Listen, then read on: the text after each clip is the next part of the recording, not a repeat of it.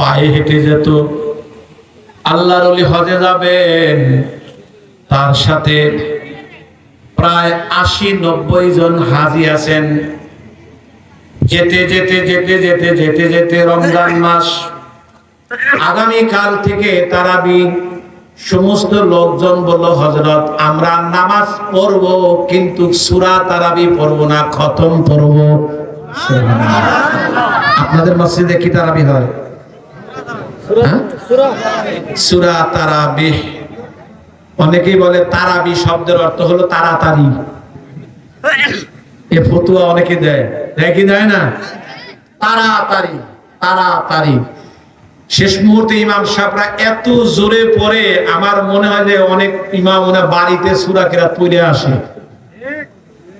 আসলে তারাবির শব্দের অর্থ বিশ্রাম, আস্তে আস্তে ধীরে ধীরে। সুবহানাল্লাহ বলেন।